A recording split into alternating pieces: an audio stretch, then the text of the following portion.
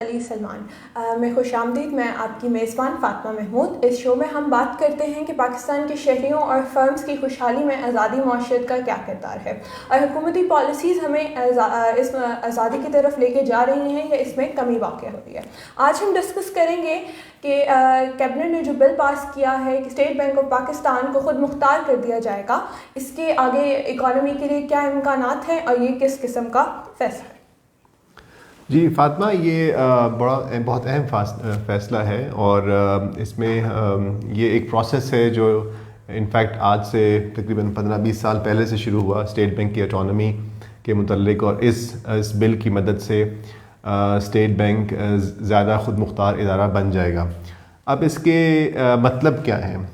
اس کا جو پہلا آسان الفاظ میں مطلب یہ ہے کہ عام طور پر ایسا ہوتا ہے کہ جو سینٹرل گورنمنٹ ہے، جو منسٹری آف فائنانس ہے، وہ کافی انفلوئنس کرتی ہے مانیٹری پالیسی کو، انٹرسٹ ریٹ کو، ایکسچینج ریٹ کو.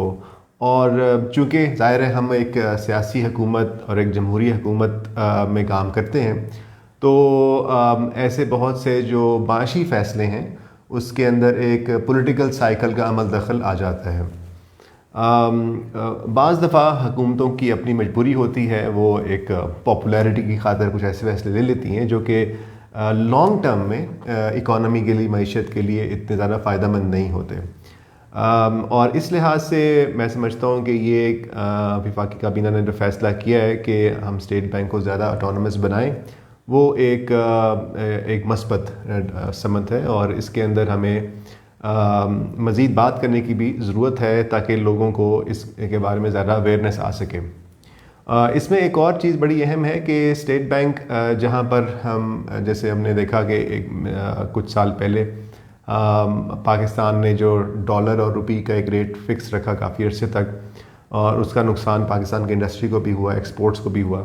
اور اگر ہم یہ تصور کریں گے اگر ایک آٹونومس اسٹیٹ بینک ہو تو وہ یقیناً یہ فیصلے نہیں کرے گا. وہ اپنے بورڈ میں لے کر جائے گا، اور اس بورڈ کے تحت جس میں کہ انڈیپینڈنٹ اکانومسٹ بھی شامل ہوتے ہیں، وہ بہتر طریقے سے فیصلہ کر سکتے ہیں.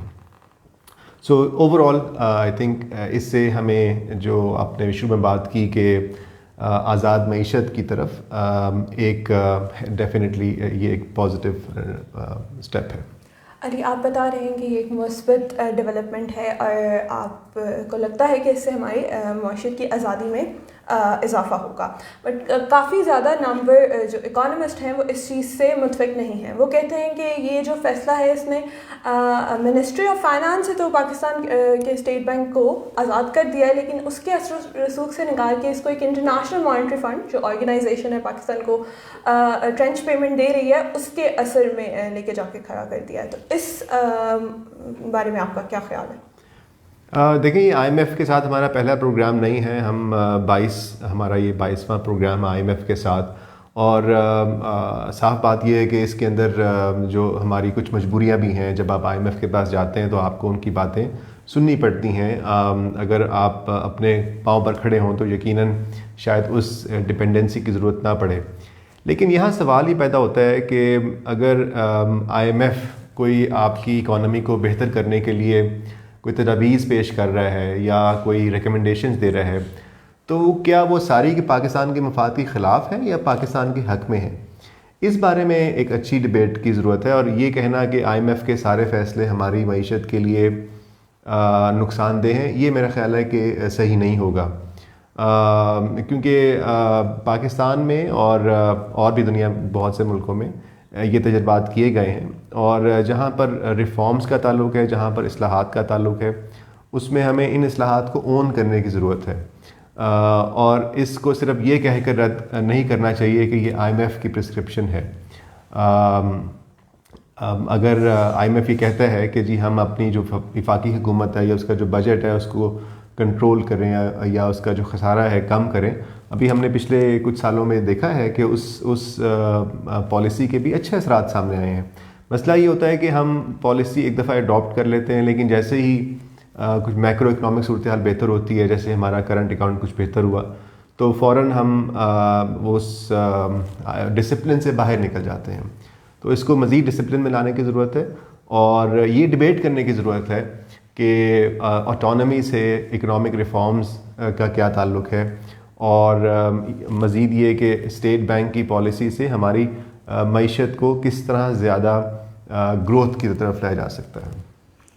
ابھی ہم نے انڈیپینڈنٹ اٹانومی کی بات کی، آپ اس کو اکاؤنٹیبلٹی سے لنک کر سکتے ہیں، کیونکہ لوگوں کا یہ بھی سوال ہے کہ اگر اٹانومی دی جا رہی ہے تو کیا ایسے اسٹیپس گورنمنٹ انشور کرے گی کہ اسٹیٹ بینک اکاؤنٹیبل رہے؟ اس بل میں جہاں تک اخباروں میں رپورٹ ہوا ہے، انہوں نے یہ اس بات کا ذکر کیا ہے کہ اسٹیٹ بینک گورنر اور اس کی جو ٹیم ہے وہ پارلیمنٹ کو جواب دہ ہوں گے، یعنی منسٹری آف فائنانس یا فیڈرل گورنمنٹ کے بجائے وہ پارلیمنٹ کو جواب دہ ہوں گے۔ سو اکاؤنٹیبلٹی کا ایک نیا ریلیشن شپ وہاں اسٹیبلش ہوگا، اور یقیناً اس سے پارلیمنٹ کی ذمہ داری میں بھی اضافہ ہوگا۔ اب یہ کہ جہاں تک اکاؤنٹیبلٹی کا تعلق ہے، اس کے اندر میرا خیال ہے جو سب سے اہم چیز ہے جس طرف شاید اسٹیٹ بینک کو کام کرنا پڑے گا، وہ ہے transparency in its decision making, یعنی اس کے جو بھی فیصلے ہوتے ہیں اس میں شفافیت آنی چاہیے۔ ایک تو یہ کہ ہمیں ان کو اپنے جو ٹارگٹس ہیں، اگر وہ ٹارگٹس پرائس اسٹیبلٹی ہیں، قیمتوں میں استحکام ہے، تو وہ ان کو اپنے ٹارگٹس پبلش کرنے چاہیے ایک اسٹیٹمنٹ کی شکل میں۔ جب وہ ایک پبلک ڈاکیومنٹ ہوگا تو اس کے اوپر ڈبیٹ بھی ہو سکتی ہے، اس پہ اکانومسٹ، اکیڈمکس اور باقی جو اسٹیک ہولڈرز ہیں وہ بھی ڈبیٹ کر سکتے ہیں۔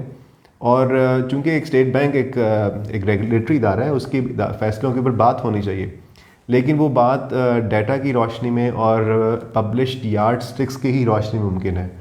تو اکاؤنٹیبلٹی تبھی آئے گی جب ٹرانسپیرنسی ہوگی۔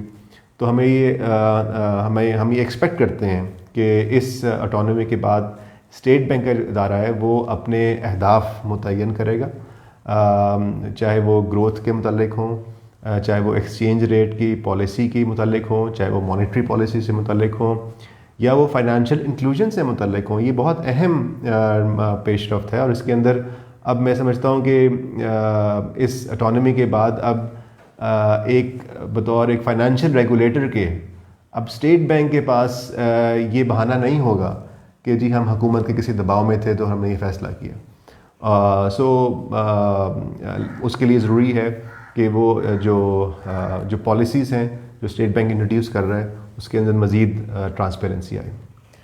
اس ڈسکشن کو ختم کرتے ہوئے بس ایک آخری سوال کہ کسی بھی کنٹری کی اکانومی میں فسکل پالیسی اور مانیٹری پالیسی کے لنکیجز بہت ضروری ہوتے ہیں، اور ابھی جو بل آیا ہے اس کے اکارڈنگ یہ کہا جا رہا ہے کہ جو کوآرڈینیشن بورڈ ہے ان دونوں کا، اس کو ختم کر دیا جائے گا، abolish کر دیا جائے گا۔ تو اس کے حوالے سے آپ کے کیا خیال ہوتا ہے؟ یہ ایک اہم پوائنٹ آپ نے اٹھایا ہے، اور اس کے اندر جب ہم فسکل پالیسی کی بات کرتے ہیں تو عام الفاظ میں مطلب یہ ہوگا کہ جو ہمارے بجٹ کے ٹارگٹ ہیں،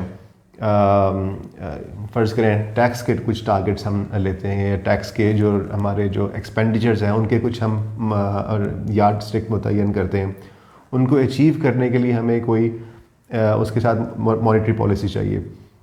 تو اس حد تک تو میرا خیال ہے کہ ایک بڑے لیول کے اوپر جو اکنامک فریم ورک ہے وہ ہمیں اس کی ضرورت ہے، چاہے اس کی شکل ایک کوئی کوآرڈینیشن میکانزم کے ذریعے ہو، جو آپ نے صحیح کہا کہ وہ بورڈ اس میں ختم کرنے کی تجویز ہے، لیکن اس سے ہٹ کر ہمیں ایک اکنامک گروتھ فریم ورک چاہیے۔ ہمیں ایک چارٹر آف اکانومی کی ضرورت ہے جس میں ہم یہ بتائیں کہ ہم انڈسٹریل پالیسی کی طرف جا رہے ہیں، ہم ایگریکلچر کو کیسے بہتر کر رہے ہیں، اور اس بڑے ویژن کے نتیجے میں پھر اسٹیٹ بینک بھی اپنا رول پلے کرے، اور جو فیڈرل گورنمنٹ ہے اور باقی جو معاشی ریگولیٹر ہیں وہ بھی اپنا رول پلے کریں۔